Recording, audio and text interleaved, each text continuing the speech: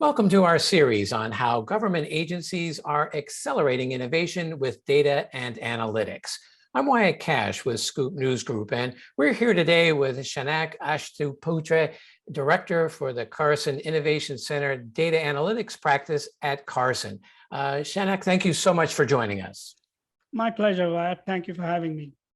So let's start by asking what makes a data-led migration to the cloud, where agencies can migrate and analyze data in the cloud, and what makes it different from migrating applications or other workloads to the cloud? Sure. So see, from a relevance and value perspective to an organization, the true benefit of any application is in using data for better and quicker decision making. This means moving from a responding or reacting, rather moving from reacting to responding to business situations. So the way I think about this is migrating applications and other workloads to the cloud was the traditional definition. And this usually narrows the scope, and therefore oftentimes it diminishes the benefits of cloud adoption. So this, of course, the traditional approach does include the data side of things also. But since you're just rebasing the existing assets and mechanisms into the cloud, you are getting the suboptimally and you're losing the biggest value, which is data.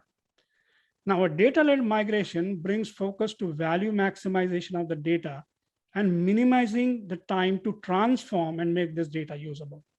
And this is through the understanding of current and future interoperability, integration, design, lineage, and analytics uses of this data. Value maximization in a data-led migration is through this holistic approach towards the organization's intended cloud and data ecosystem, which is a broader perspective.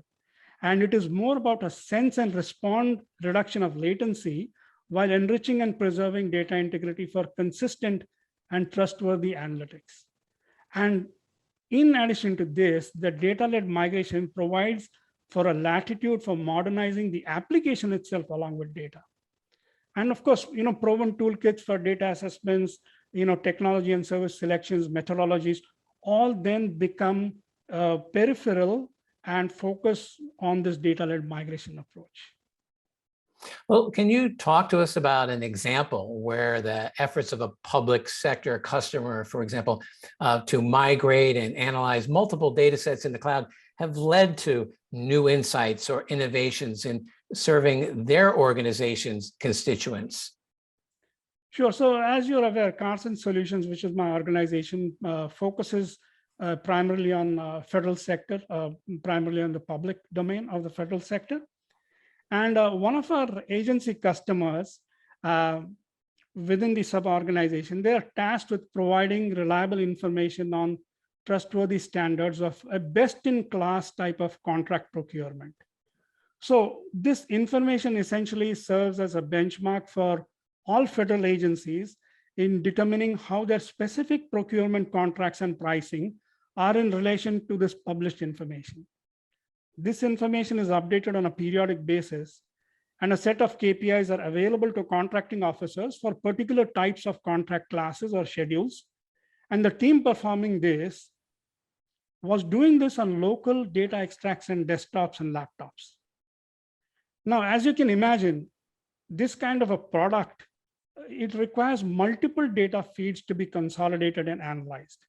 And as I narrated before, all of this was being done offline with files flying all around, version control being done manually. And each of these different lines of business had different kind of data quality issues in their data. So we were brought in and we were actually building a cloud data platform for this agency. And this was one of our customers. And we were tasked with understanding this team's requirement and then inducting them and looking at the mismatch or a gap in services and tooling and bring that up. So this AWS-based data and analytics platform that we built in, we added certain more capabilities. We enhanced the centralized data lake. We set up data pipelines to bring and consolidate all of this data together. And once this consolidated data was in place, we established baselines for quality, which were absolutely missing in the beginning. And the pipelines helped us to provide a very clear lineage, and it reduced dramatically the time it took to prepare data and automated these data preparation recipes and provided a consistent lift in data quality for the customer specification. So the lead time to do these kind of activities went from weeks down to mere hours. And on top of this, which is 80% of a data analytics cycle is about just getting the data and preparing the data for analytics. And we further enhance this data preparation, automation, and consolidation and quality uplift by providing analytics services within that integrated platform. We introduced certain toolkits that eliminated data latency. Remember, earlier on, it was an extreme batch process. You lost all lineage of the data. And now we got this integrated processes. The entire team was able to share their analytics models, recipes in a transparent manner. And from ingest to publishing the dashboard, there was complete transparency and traceability of the data. So not only did we reduce time, we also enhanced the data quality, and we did a substantial level of automation. And all this was through this cloud data platform, which started from the initial data-led migration and enhanced with other services.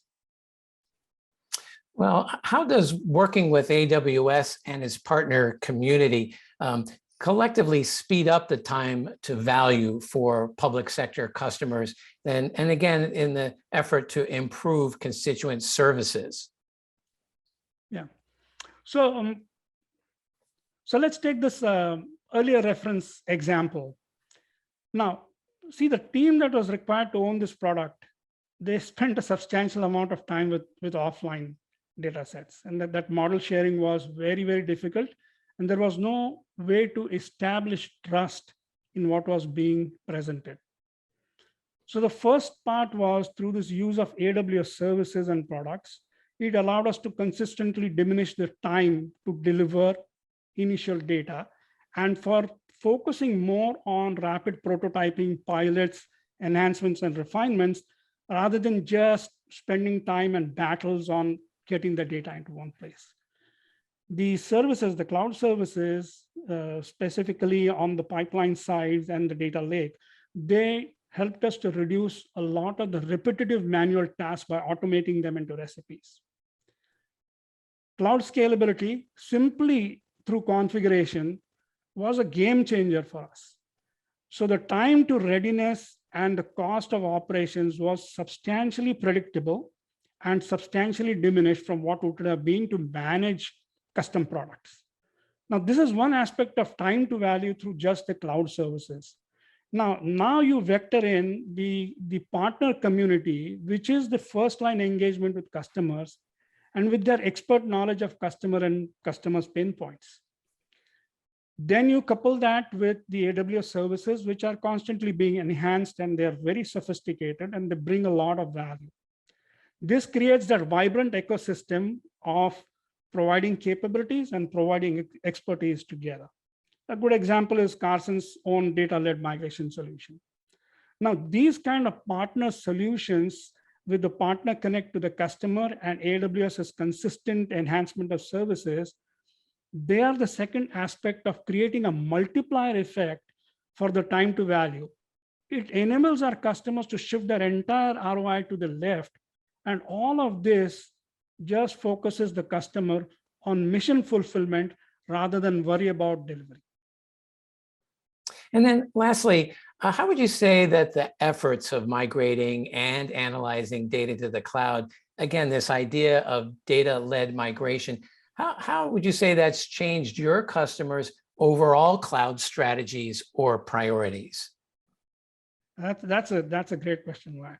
So let me say this in short, right? It has helped us or helped our customers actually reframe the problem statements from the likes of how fast or can you do this to how much and how deep can you get this done. So what I mean by this is, see, the original problem focus was always around, hey, can you move this specific technology database over into this other technology, RDS or an AWS service? And by the way, then just allow the application to connect over and I'll be very happy. So that was the initial framing. But once we did these data-led migrations, we matured the service, we matured the methodology and the toolkits. The playbooks were taken up. In fact, these playbooks were published all the way up to OMB, and they were socialized with the leadership.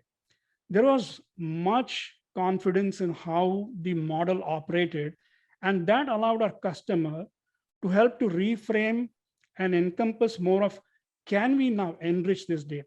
Can we now continue to synchronize this data for a smoother cutover? How much of this data are we really consolidating? How much of it can we automate to a certain level of curation? Can we make the data stewards' life more easy and have them focus on subject matter and adoption rather than fighting to get the data in place? So it was a very big paradigm change. And of course, it brought different focus to other problems.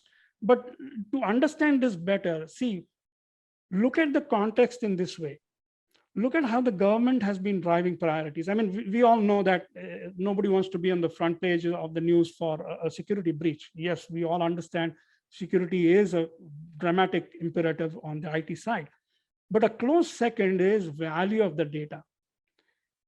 There are acts here, right from the president downwards through the Congress, the Data Act, the Evidence Act, the American Leadership in AI Act. So just moving the data to the cloud was part one of the solution.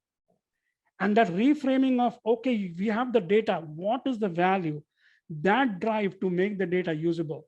That is where we are seeing the customers shift their focus on framing the problem. And that is what is driving the strategies on, we need more velocity. We need more predictability in how you're delivering data. We need more trust in the data.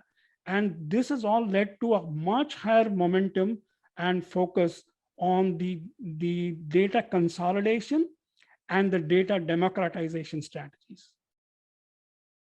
Well, Shanak Ashtuputra, thank you so much for taking a few minutes to share your insights about the power and potential of data-led migration to the cloud for the federal government.